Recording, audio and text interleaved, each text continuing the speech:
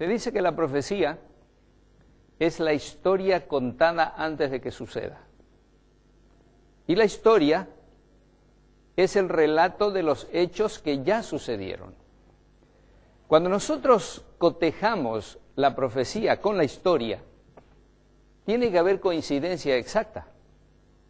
Y cuando nosotros analizamos la palabra de Dios y vamos a la historia, sin duda alguna, vamos a encontrar coincidencia absoluta.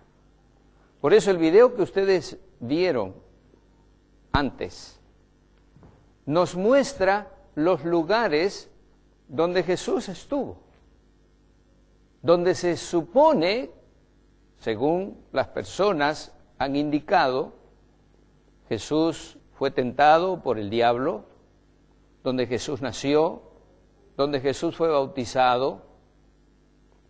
Todas estas cosas que hemos visto y que veremos nos muestran que la historia confirma la profecía. Esto que acabamos de decir nos debe dar una seguridad en la palabra de Dios, porque nosotros creemos en un Jesús histórico, pero en un Jesús divino humano. Y tenemos que aprender a confiar en alguien que realmente no está muerto. Entre todas las cosas que hemos visto, no encontramos que la tumba de Jesús haya tenido algo adentro. La tumba de Jesús está vacía. Nosotros creemos en un Dios vivo y Jesús está vivo en el cielo.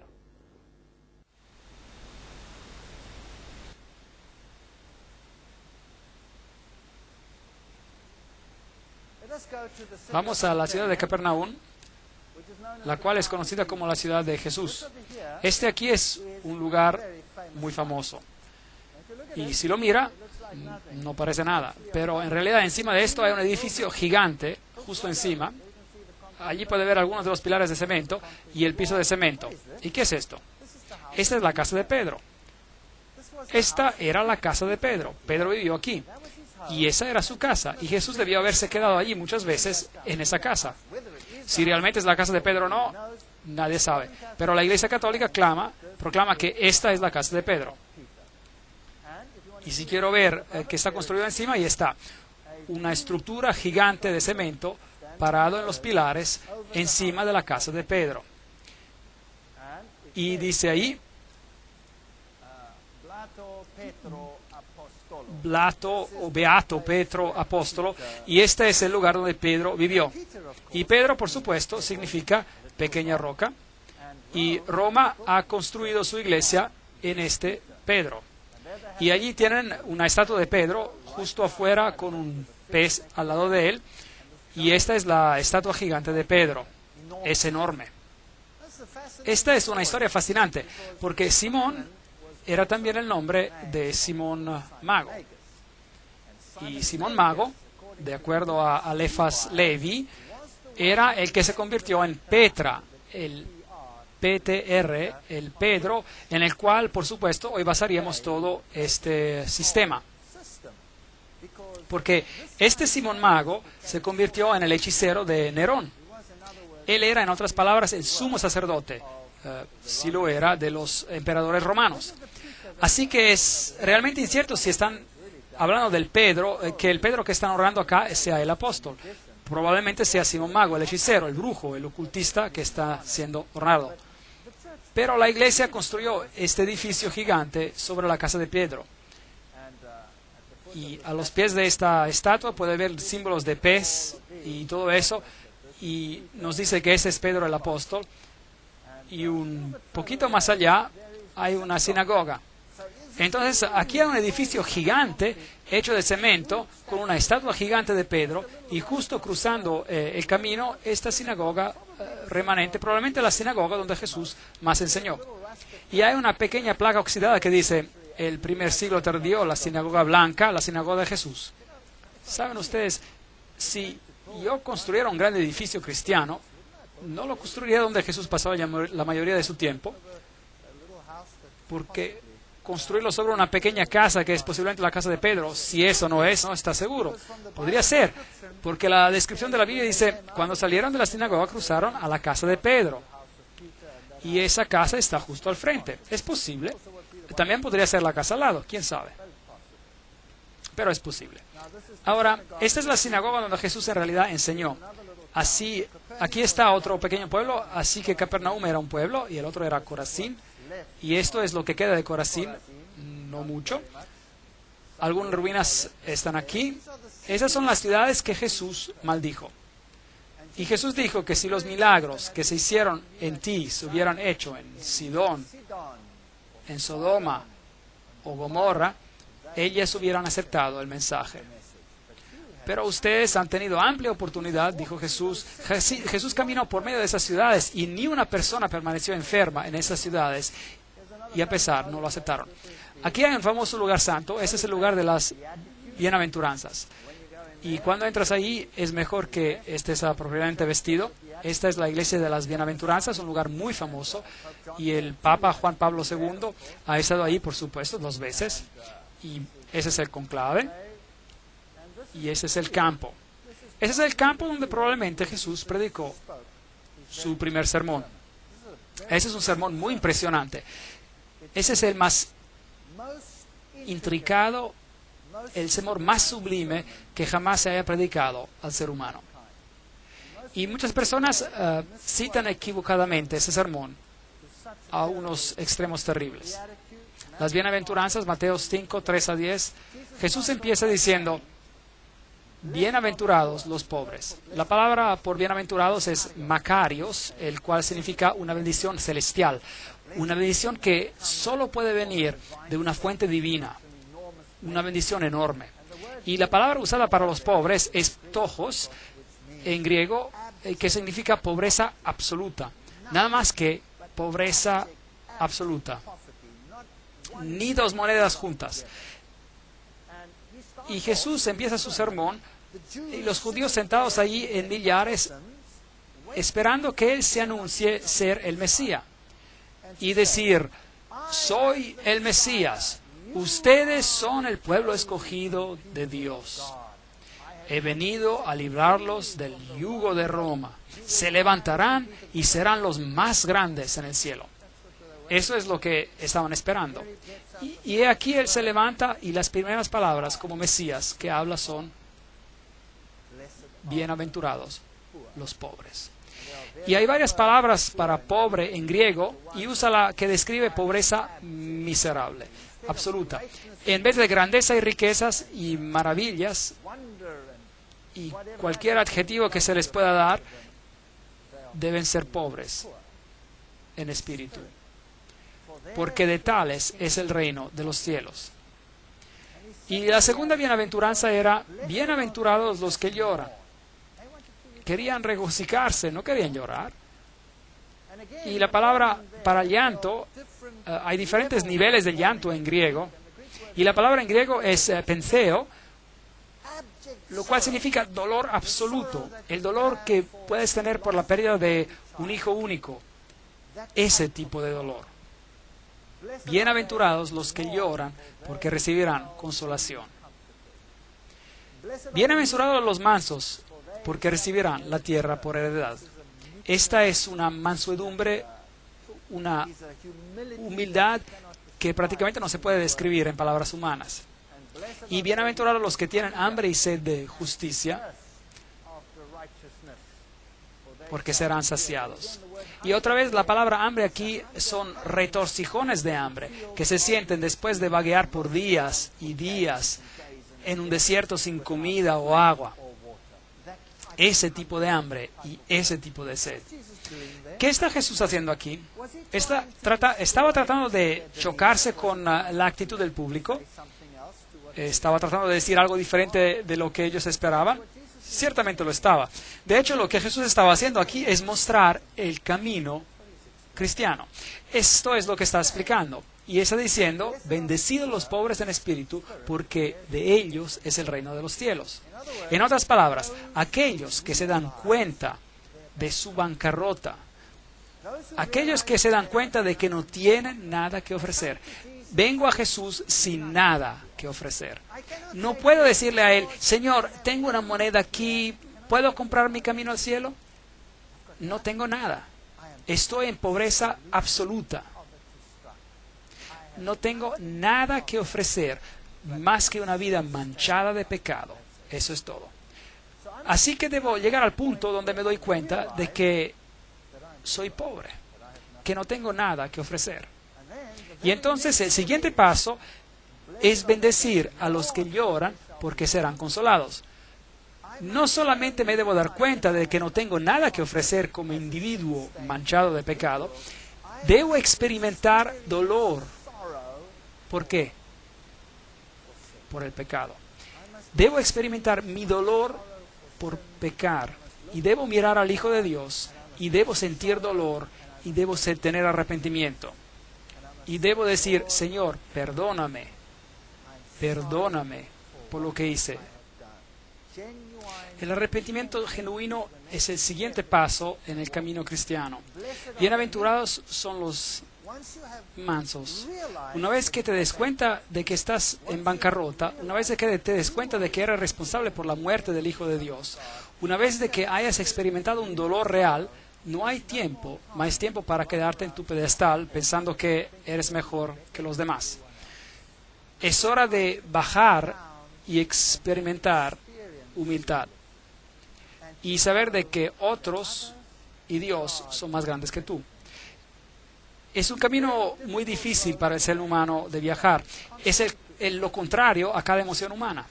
Bienaventurados los que tienen hambre y sed de justicia, porque serán saciados. El camino de los cristianos no termina con solo darse cuenta de que eres pecador por el dolor de tu pecado y por ser más humilde. Tienes que continuar en un proceso conocido como la santificación, lo cual significa, Señor, cambia mi carácter vil. Pablo dice, debo crucificar el hombre viejo cada día y debo pedir a Dios que me cambie. Y tengo un modelo perfecto que es Jesucristo. Y debo decirle al Señor que me cambie a esa imagen, que verdaderamente pueda reflejarlo a Él. Deseo ser más como tú y menos como yo, porque realmente me encuentro en una condición lamentable. Ese es el camino cristiano. ¿Cuál es el siguiente paso? Una vez de que hayas hecho eso, entonces podrás ser misericordioso, porque ellos obtendrán misericordia. Nosotros tenemos a creer que somos mejores que otros y luego nos convertimos en críticos. Uno de los problemas más grandes en la iglesia es el ser crítico, ¿no es cierto? Ahora sabías de que esa persona todavía hace esto y el otro, y sabías de que ese joven está metido en drogas. Quiero decir, ¿qué te esperas? Mira, los padres son así, así. En vez de alimentar el hambre y mirarte a ti mismo y decir, ahora mírate a ti mismo, qué miserable eres. ¿Piensas que ellos son peor que tú? ¿Por qué no puedes tener misericordia y simpatía de ellos porque Dios tuvo simpatía y misericordia hacia ti? ¿Acaso no se trata de esto?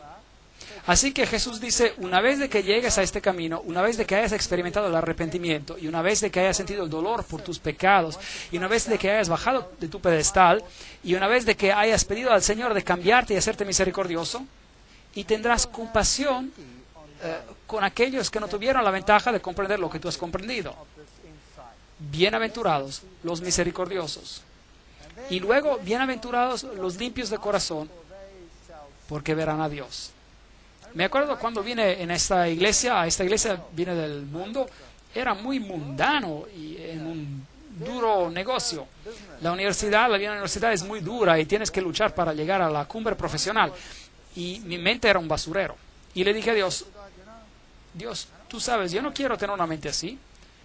Y Dios ayuda a uno a limpiar su vida y a desarrollar buenos pensamientos donde moran los malos pensamientos. Ese es el proceso de la santificación. La cristianidad no para solo cuando conoces a Jesús. No es bueno solo conocer a Jesús. No te vas a salvar solo conociendo a Jesús. ¿Acaso el diablo no conoce a Jesús?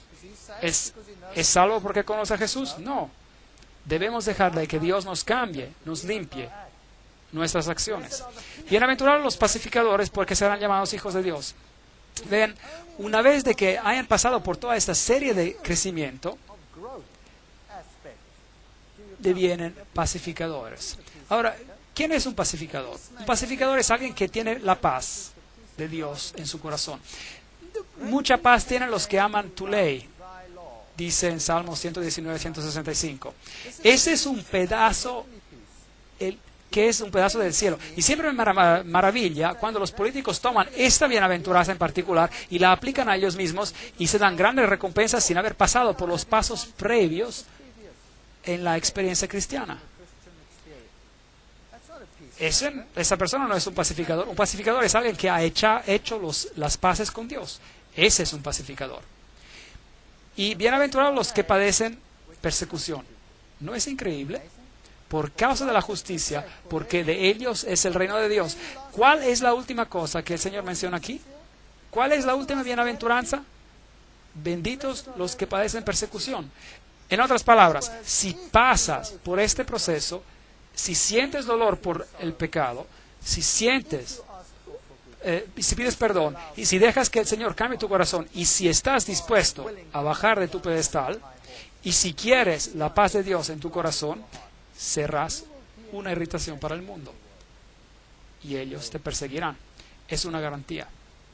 Y ese es el proceso del camino cristiano, totalmente opuesto a lo que es el ser humano, a lo que el ser humano quiere en este mundo hoy en día. Las lecciones que Jesús enseñó en el lago de Galilea son absolutamente las más fundamentales que el ser humano necesita. Necesitamos tomar nuestra Biblia y necesitamos estar alertos. Si tiene una Biblia que está marcada en rojo donde Jesús habla, necesita estar alerto. Debe leer esto cuidadosamente. Lo leemos como historias, pero debemos leerlo con cuidado porque es Dios quien está hablando directamente a nosotros. Cada palabra es un talento de Dios. Cada palabra, hasta los pero y los más, estarán en un lugar correcto por razones particulares. Así que necesitamos tomar atención a lo que Jesús enseñó. Aquí un típico barco en el lago de Galilea, pequeños pueblos alrededor, no ha cambiado mucho. Ese es un barco que encontraron después de una tremenda sequía. Aparentemente es un barco exactamente como en los tiempos de Jesús. Así que ese tipo de barco era en el que Jesús hubiera estado con Pedro y sus discípulos cuando les enseñó la gran lección. Tomen sus Biblias otra vez y lean las palabras de Jesús diciéndose a sí mismos, este es Dios que me está hablando. Hay poder en esa palabra. Aquí está la tumba de Lázaro. Aquí es donde Lázaro se echó. Es una tumba muy oscura, por supuesto. Hoy en día es un lugar santo. Pero imagínense que aquí Jesús llamó a un hombre todavía en paños fuera de la tumba, probando que Él es la resurrección y la vida. Y Él hizo esto justo antes de ir a Jerusalén. en el acto final de la obra de su vida. Y mientras se acercaba a Jerusalén, puede imaginarse lo que pasaba por su mente. Esta es la ciudad de Jerusalén y las varias puertas de la ciudad antigua todavía están ahí. Y mientras baja esta colina, construyeron aquí una pequeña iglesia de las lágrimas, se llama. Está construida como una gota de lágrimas. Y si entra en la iglesia de las lágrimas, tiene esta pequeña luz encima. Y hay una ilustración de la gallina con la representación de la madre juntando a sus polluelos. Porque Jesús dijo, Jerusalén, Jerusalén, ¿cuántas veces he querido juntarte como una madre gallina junta a sus polluelos, pero no quisiste? Las palabras famosas de Jesús, Jerusalén, Jerusalén, que matas a tus profetas y los apedreas a los que te mando. ¿Cuántas veces he juntado a tus hijos como la gallina junta a sus polluelos bajo sus alas y no quisiste? Nada ha cambiado, el mundo es exactamente lo mismo. Y en el sitio donde estaba el templo, hoy está la mezquita de la roca. Es interesante aquí algo de la arquitectura. Esta aquí es la puerta hacia Damasco. Ahora, los arqueólogos nos harían creer que el muro no es hoy en día donde estaba en los tiempos antiguos. Esto es muy importante, porque los católicos tienen el Gólgota dentro de los muros. Y la Biblia dice que Jesús fue crucificado ¿dónde? Afuera de los muros. Ahora, eso es muy importante. ¿Dónde fue Jesús crucificado? ¿En el Gólgota católico o en el otro Gólgota fuera de la ciudad? Ahora, aquí hay una nueva puerta encima y lo que pasó fue que aquí una tubería se reventó y los judíos tuvieron que cavar para bloquear la salida del líquido, y a medida de que cavaban descubrieron esta puerta, la puerta de Damasco. Y lo puede ver, está justo abajo y al frente de la nueva puerta. Así que obviamente el muro debe haber estado en el mismo lugar, ¿verdad? Así que esto es muy interesante. El muro estaba en el mismo lugar. Mientras entra a este lugar, esta es la puerta de Damasco y estas deben ser las piedras donde Jesús incluso caminó y donde Pablo caminó. Así que si usted camina ahí, está de hecho caminando en el mismo lugar donde Jesús caminó. Aquí están las puertas de Hulda. Son puertas fascinantes, las dos puertas del sur, conocidas como las puertas de Hulda, y ya no existían básicamente hasta recientemente, fueron construidas en el periodo del segundo templo, eso es decir, el primer siglo. No me gusta ese BCE, antes de la era común, hasta el primer siglo, es decir, CE ponen ahí, era común. Bueno, nosotros vamos a hablar el primer siglo antes de Cristo y el primer siglo después de Cristo. Las puertas proveían acceso a los túneles que conducían al cercado del templo, y las puertas de Hulda eran usadas a menudo por Jesús. Y todavía están cerradas hoy, y ahora son parte de los muros y la nueva construcción. Así que Jesús seguramente caminó por estas escaleras también. Aquí hay un hombre interesante, es una ilustración bonita, así que tenía su burro ahí y pensé que era una ilustración bonita, así que la tomé y seguí caminando. El error más grande que se puede cometer. Este pequeño hombre saltó a mis espaldas, me sacudió como un trapo para ver si algo caía de mis bolsillos, así que finalmente lo recompensé por su esfuerzo. Y luego mi amigo vino corriendo y lo vio y pensó que sería una fotografía grandiosa. Y me paré ahí y sonreí. Y mientras tomó la fotografía, hizo lo mismo que yo. Y la siguiente cosa que ocurrió, este hombre estaba golpeándolo en la espalda y sacudiéndolo como un trapo. Y me preguntó después, oye, ¿por qué no me dijiste? Y le dije, bueno, quería ver el espectáculo y no tenía por qué decirte. Eso es lo que venden allí en las calles de Jerusalén. Ese es un vendedor de algarrobo. Tiene una jarra grande en la espalda con un jugo de algarrobo y cuando se agacha puedes tomar uno de esos vasos y tomar de ellos. Y ese es el sector judío, muy diferente. Y un moledor viejo ahí, tiendas, pequeños niños judíos, muchas contiendas en este país. Esta es la vieja ciudad de David. Aquí es donde cortaron a Isaías, el profeta, en dos. ¿Puede imaginar cerrando a alguien vivo en dos? ¡Qué gente más cruel! Esta es la iglesia o la construcción que fue construida sobre lo que es el gran cenáculo de la última cena, como ellos dicen. Y este aquí es el Getsemaní. Y si va a Getsemaní, tiene que escoger cuál, porque hay dos. Este de aquí es el Getsemaní ortodoxo, construyeron esta iglesia ortodoxa gigante encima de él. Y justo al lado, un poquito más alejado, está el Getsemaní católico, afuera donde hay árboles gigantes de olivo, en el Monte de los Olivos, donde Jesús fue a orar. Y ellos dicen que estos árboles son los descendientes de los olivos que Jesús vio cuando él fue a orar. Y se acuerda de que Jesús ahí dijo: mi alma está triste hasta la muerte. Quedaos aquí y velad conmigo. Mateos 26, 38. Padre mío, si no puede pasar de mí esta copa sin que yo la beba, hágase su voluntad. Entonces se le apareció un ángel del cielo para fortalecerlo, y lleno de angustia oraba más intensamente, y era en su sudor como grandes gotas de sangre que caían hasta la tierra. Lucas 22, 43.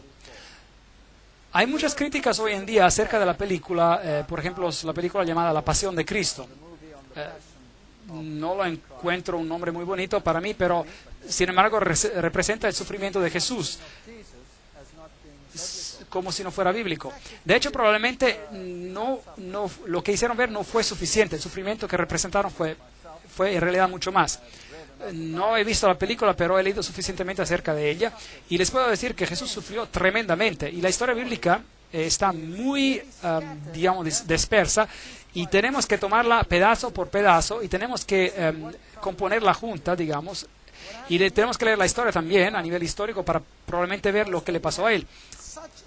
¿Qué le pasó a Jesús en el jardín? Fue que él tenía tanta ansiedad que sus vasos capilares de su piel reventaron.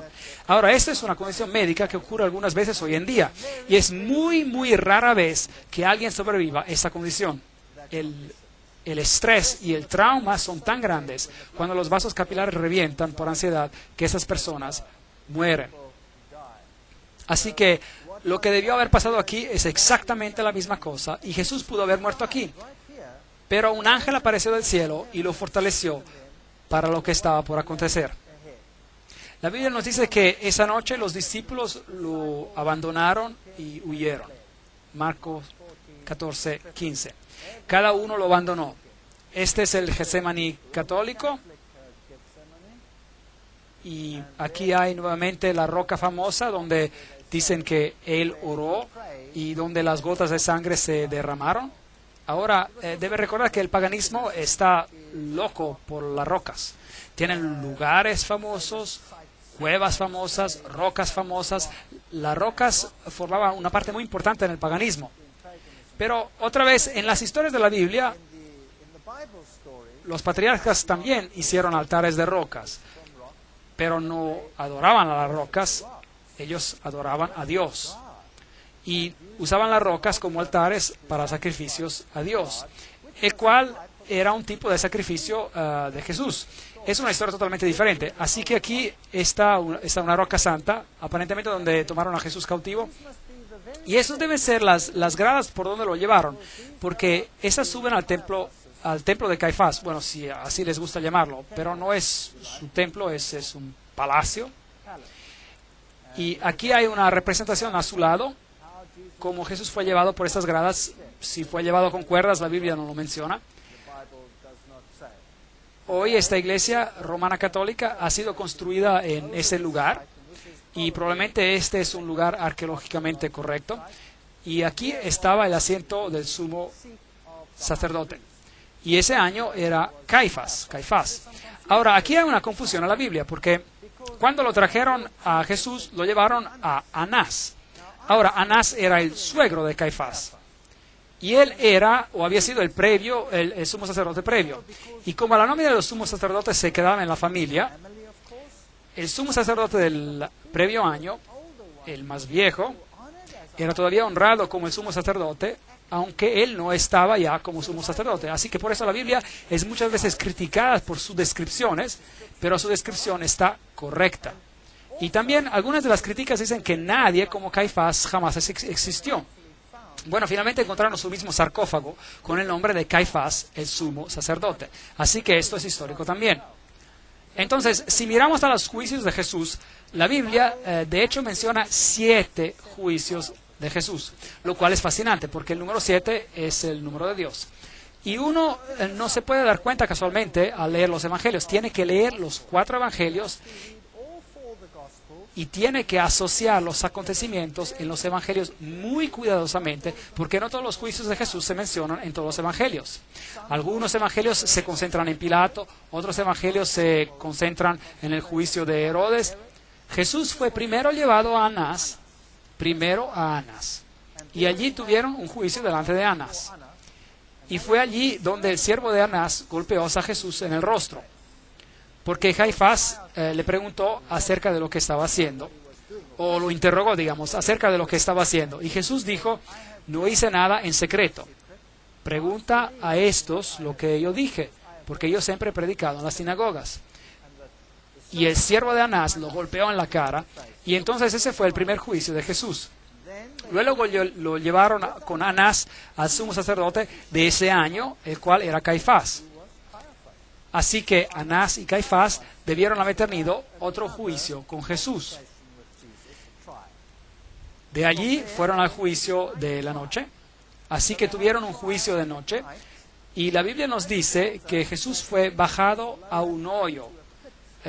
Proféticamente en el libro de Salmos se menciona.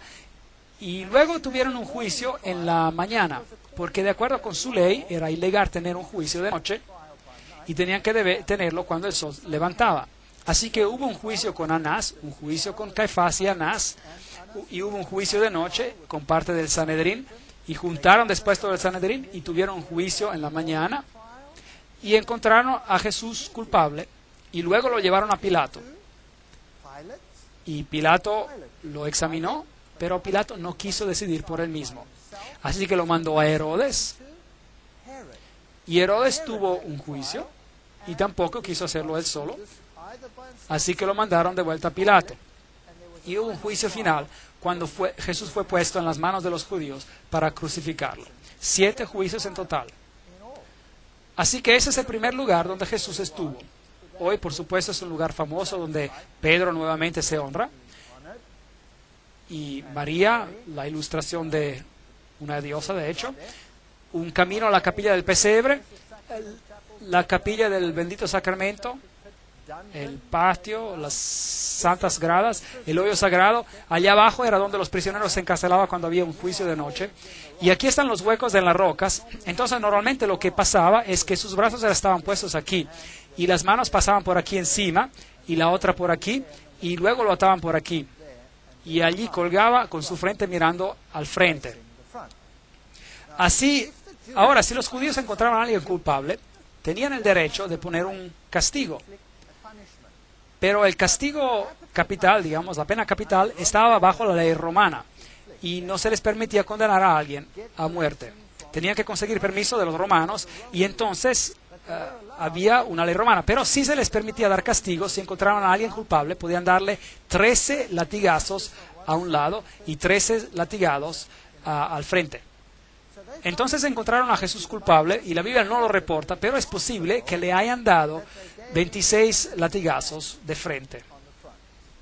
Es posible, aunque la Biblia no lo menciona. Y aquí hay un hoyo donde bajarían a una persona y los bajaban desnudos. Y aquí están unas cruces bizantinas que en las paredes de aquí, mostrando que los primeros cristianos reconocieron a esto como un lugar. Y se bajaría la persona en este hoyo y, en otras palabras, te bajarían y luego estarías en este calabozo en la oscuridad total. Y Salmos nos dice que me bajaron en el hoyo y así que esto debió ser lo que pasó a Jesús mientras esperaba ahí a través de la noche por el juicio de la mañana para ser convocado. Hoy puede entrar al hoyo por aquí y puede observarlo.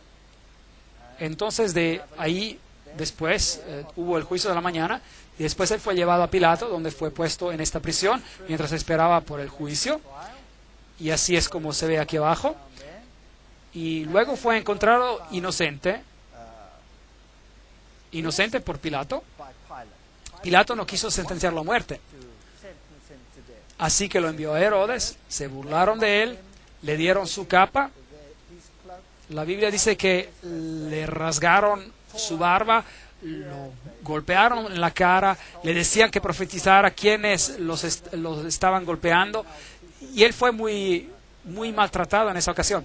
Ese es el piso donde Pilato finalmente lo sentenció.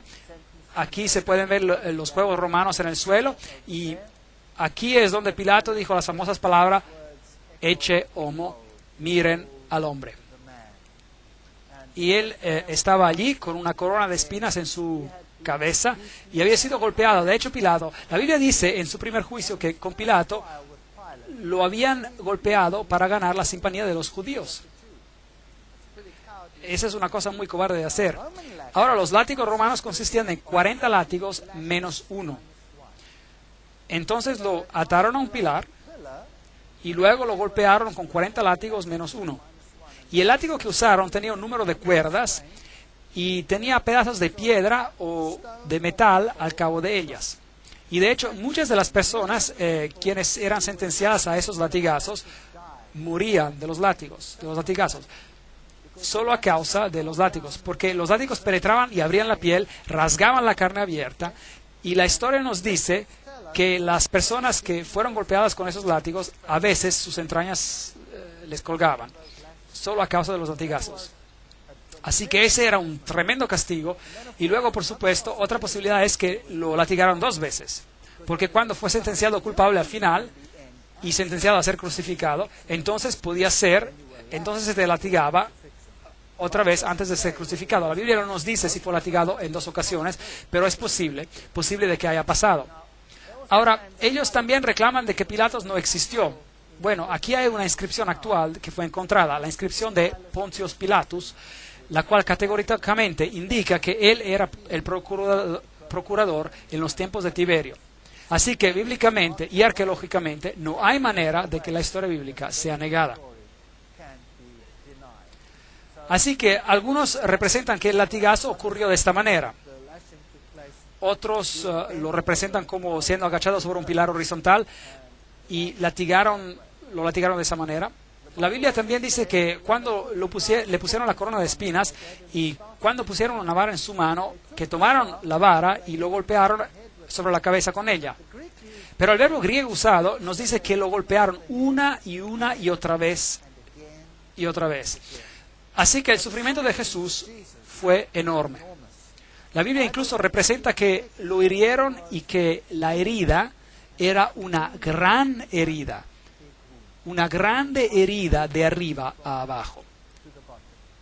Así que Jesús sufrió como ningún otro hombre ha sufrido por alguien o por ningún acto o por cualquier acto criminal en la historia de la humanidad. Y si Dios no hubiera mandado a un ángel para fortalecerlo, no lo hubiera logrado. Y por eso, cuando Él estaba en esa cruz, todavía perdonó a los que ejecutaban la sentencia. ¿Y por qué? La razón por la cual Él murió tan rápidamente, mientras otros que colgaban ahí por más tiempo se les tuvo que quebrar sus piernas. Porque esa era la manera que ellos tenían de asegurarse de que se quedaran esas personas en la cruz y no se bajaran. Vea, si ellos se hubiesen quedado en la cruz en el sábado, en el día viernes, es decir, y no hubiesen morido ese viernes, entonces les rompieron las piernas, porque si no, en el día de sábado hubieran podido bajar de la cruz y eso hubiera sido un desastre porque nadie los hubiera podido agarrar el sábado. Así que una historia horrible en esos tiempos antiguos. Y luego dice la Biblia, lo llevaron a Golgotá. Y ahora esa es la calle famosa, la Vía Dolorosa, donde debió haber pasado. Y de acuerdo con la Biblia, él fue llevado afuera de la ciudad. Y eso significa que él debió haber bajado por esta calle y salió afuera de esta puerta que se llamaba la salida de las ovejas. Y debió haber subido allí. Y eso tendría sentido, porque la puerta de las ovejas es donde los sacrificios se llevaban afuera de la ciudad para ser quemados. Si usted tiene la opinión católica, bueno, entonces él debió haber subido las gradas para entrar al Gólgota. Los llevaré a ambos sitios y les mostraré ambos sitios. Y la Biblia dice que él llevó su cruz, pero que se cayó bajo ella y entonces tuvo que ser ayudado y alguien tuvo que tomar su lugar. Esta es la famosa Vía Dolorosa. Al subir pasamos por aquí, caminando por el túnel que es conocido como el túnel de Ezequías, donde tuvimos una mala experiencia, donde nos apedrearon. Y aquí es el famoso sepulcro católico, o la iglesia famosa, donde reclaman ser el Golgotá. Ahora, afortunadamente para los católicos romanos, todo encaja en una iglesia. el lugar donde la cruz se encontraba, más el lugar donde está el sepulcro. Todo en una iglesia, muy conveniente para los peregrinos. En el lado de aquí tienen una plaqueta, tienen granadas y pomelos. Las granadas y los pomelos exactamente como lo tenían en los templos de Baal, exactamente lo mismo. Muy interesante las anomalías paganas en este lugar. Cuando entra a esta Gólgota católica tiene varias urnas colgando con las sales santas. Tiene de nuevo la famosa piedra. Aquí está un hombre besando esta piedra. Esta piedra de aquí es donde ellos aparentemente dejaron el cuerpo después de que lo bajaron de la cruz. Y aquí está el famoso sepulcro donde se entra. Esto es donde fue enterrado, o así se supone, y así que ese es un lugar santo. Si entra allí y paga al sacerdote y él te bendice, tienes una absolución de un número de meses. Un lugar muy pequeñito, y la Biblia dice que había una piedra gigante rodada enfrente del lugar. Aquí, este lugar es muy pequeñito, en una iglesia que dicen ser el sepulcro. Así es como se ve. Y uno se da la vuelta y tiene una idea del tamaño. Y si mira las velas ahí, son bien pequeñas. Eso es todo. Es todo lo que uno puede ver y se puede mover alrededor. Y si sube las gradas a la iglesia, entonces se llega a un lugar donde las personas están bien reverentes.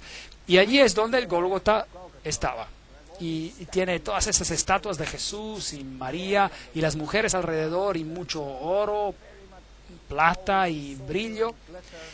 Y hay un lugar justo allá donde se encontraba la cruz. Ahora, hay una Gólgota ortodoxa también, que no está muy lejos de ahí, y uno puede, aparentemente en la misma iglesia, y uno puede poner su dinero o a un lado o al otro, se puede escoger. Y si entra en ese lugar, entonces tendrá una bendición especial. Es algo que una persona no tiene que perder, así que mi amigo y yo nos fuimos ahí a ver qué era. Y luego hay una roca que dicen es la calavera del Gólgota, justo ahí en la iglesia. Y dicen que esa era la calavera. Así que esa es la famosa Gólgota católica romana que tiene la mayoría de los peregrinos en el mundo. Y si sale de la Puerta de las Ovejas, la cual hoy día se llama la Puerta del León, en los tiempos antiguos se llamaba la Puerta de las Ovejas, y sale afuera, y recuerda que el muro es aproximadamente donde estuvo en los tiempos antiguos, según la arqueología. Entonces tiene un problema si se encuentra en el Gólgota católico, porque está dentro de la ciudad. La Biblia dice que él fue crucificado afuera de la ciudad. La salvación es para cada uno. No es solo para los pocos selectos en la ciudad. Y es por eso que cuando usted sale puede ver a esta roca gigante que todavía hoy en día tiene el rostro de una calavera y se ve por ahí. Y encima hay un cementerio musulmán hoy día y se llama el lugar de la calavera. Y de hecho esto es una calavera. Esto era una cantera. Fascinante. Entonces, era una cantera donde Salomón tenía las piedras excavadas para el templo. Fascinante. Así que, en hecho, todo este valle y es parte de una montaña que continúa hacia arriba, desde la izquierda y a la derecha, y finalmente formó el monte en el cual estaba el templo. Y es interesante que este es el lugar donde Abraham probablemente simuló el tipo de muerte del Hijo de Dios, es decir, por medio del sacrificio que él quiso hacer de Isaac, su hijo. Pero Dios dijo, no tienes que proveer por tu hijo, yo proveeré el mío. Y este es, de hecho, la misma cumbre. Qué fascinante. Así que esto tendría sentido que Jesús murió encima de esta colina. Dios es amor. Porque de tal manera Dios amó al mundo que dio su Hijo unigénito para que todos los que crean no se pierdan, mas tengan vida eterna. Juan 3:16. Afuera, muy cerca, justo a la base de esa colina, hay una tumba con un jardín. Y luego tomaron el cuerpo de Jesús y lo envolvieron en lino, vistieron con especias de la manera como los judíos se sepultaban, y cerca del lugar donde fue crucificado había un jardín, y en el jardín había un nuevo sepulcro donde nunca se había enterrado a nadie. Es lo que la Biblia dice. Así que es totalmente diferente del lugar que está dentro de la ciudad. Así que hay un jardín afuera de la ciudad. Todavía hoy en día es un jardín hermoso. Y ahora un jardín en la Biblia actualmente significa una finca. Y aquí era un viñedo. Y aquí todavía hay un viejo lagar para la uva. Así que eso tiene sentido. Y ahí hay un viejo lagar para la uva. Y es un hermoso jardín hoy. Y después de cavar para construir edificios, encontraron este lugar. Y mirad y contemplad que aquí había algunas tumbas. Y enfrente de la tumba, así pueden ver, hay un pequeño muro. Y en ese pequeño muro, en el cual era como un surco, pusieron una gran piedra redonda que pudieran haber rodado enfrente de esa tumba. Y si mira hacia abajo, tendrá que mirar adentro de la tumba y mirar al otro lado. Y hay una tumba que ha sido excavada un poco, digamos, parcialmente. Así que todavía no se había terminado. La Biblia dice que la tumba no estaba terminada. Nadie había sido todavía enterrado ahí. Y la Biblia dice también que los discípulos se agacharon para ver qué había adentro. Entonces ellos podrían haber mirado por aquí, pasando ese pilar, y hubieran visto a esa tumba por ahí. Y se habían dado cuenta que estaba vacía. Entonces, esto encaja perfectamente con la descripción bíblica. También en ese jardín tienen esa hierba que crece por aquí, de donde hacen una droga para poder anestesiar. Y esa es la que mezclaron con vino y anestesiaban a cualquiera que estaba en la cruz. Pero Jesús rechazó tomarla. Y ese es un pastor metodista que administraba este lugar. Aquí una piedra típica. Esta es la tumba de Herodes, una de las tumbas más intactas de este tipo que existen hoy. La de Jesús probablemente era así. Así que aquí probablemente está el lugar del jardín de la tumba. Hay un pequeño surco y en el frente donde hubiera estado una gran piedra redonda que tuvo que haber sido removida. Esto tiene mucho más sentido para mí que el otro Gólgota adentro. Bueno, adentro se ve así. Y por supuesto las personas creen que es un lugar santo, así que vienen aquí para orar y ser reverentes, lo cual está bien, claro, pero aquí dice, Él no está aquí, ha resucitado. Y eso para mí es el punto crucial del problema. Él no está aquí, ha resucitado. A mi Dios, yo no tengo que ir a buscarlo en un lugar santo o entrar en algún hueco. Él ha resucitado. Puedo hablar con Él aquí mismo. Puedo hablar con Él donde quiera que yo esté. Porque Él me puede oír. Porque Él es la resurrección y la vida. El que cree en mí, aunque esté muerto, vivirá. Juan 11:25. Porque por gracia sois salvos por medio de la fe. Efesios 2, versículo 8. ¿Sabe? Una religión basada en una forma y formalidad es tan vacía una vez de que uno ha sentido y experimentado Jesucristo. Aquí está el Monte de los Olivos, la capilla de la Ascensión, pequeña capilla, y aparentemente ese es el lugar donde Jesús ascendió al cielo.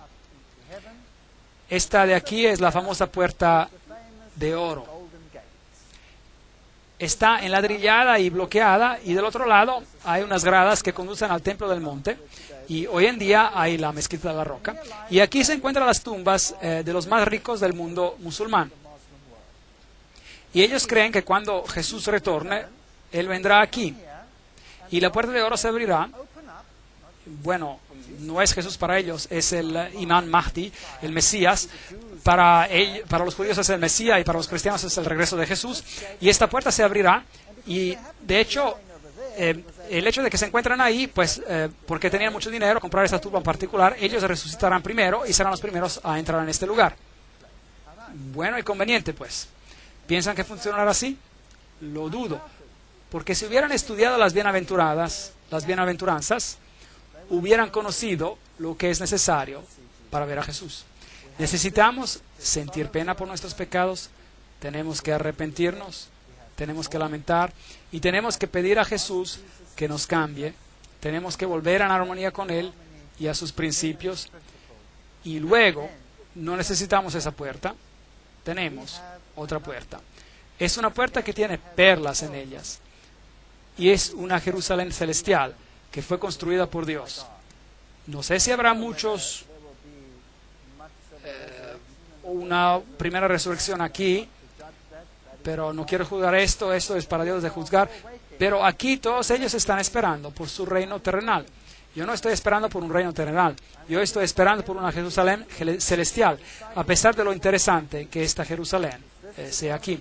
Esta es la mezquita de la roca. Este es el lugar donde un templo se construirá. Si estás adentro, nuevamente hay una piedra. Es donde Muhammad subió. Pero el paganismo y la verdad están muy lejos el uno del otro. Esta es de Jerusalén de noche. Y esta es la famosa casa quemada. Esto es lo que queda de ella. En los años 70 después de Cristo, los romanos vinieron y destruyeron a Jerusalén y la quemaron. Y ese es un símbolo de la destrucción que tendrá este mundo cuando Dios retorne. Podemos ser parte de la casa quemada o podemos ser parte del reino de Dios. Esa es nuestra decisión. Y la única solución para eso es: aquel que tiene el Hijo tiene vida. Y aquel que no tiene el Hijo de Dios no tiene vida. Estas cosas he escrito en ti. Creed en el nombre del Hijo de Dios y sabrás que tendrás vida eterna. 1 de Juan 5, 12 a 13. Así que esta es nuestra decisión hoy. Podemos entretenernos con todas las cosas de este mundo y podemos hacer los lugares santos más importantes que Dios, o podemos desarrollar una relación. Pero el precio es el yo. Tendremos que renunciar al yo, a nosotros mismos, y a pedir a Dios que nos dé su carácter. Un carácter que pueda entender, sobrellevar y amar a nuestro prójimo, así como nos amamos a nosotros mismos, y hacer Dios supremo en nuestras vidas, porque sin Él no podemos hacer nada. Amén.